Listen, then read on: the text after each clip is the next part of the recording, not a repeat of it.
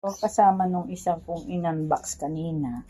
Pero ito kasi hindi ito para dun sa team building. Ito isusuot ko para dun sa isa kong clinic na pinapasukan sa area D. Large kinuha ko kasi baka mamaya mas akin medyo lumapad na kung nag-asawa ko. Ito yung logo niya.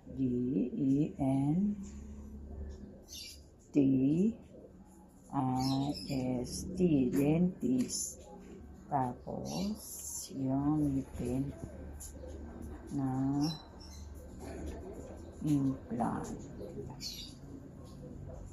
Yeah. Dito lang medyo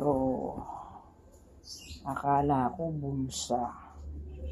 Doon kasi sa online, mukha siyang bulsa. Yung pala. Design din. O hindi lang siguro kung marunong tingin. Minsan kasi hindi na ako natitingin ng mga reviews. Pero okay lang. Satisfied naman ako. Kasi maganda.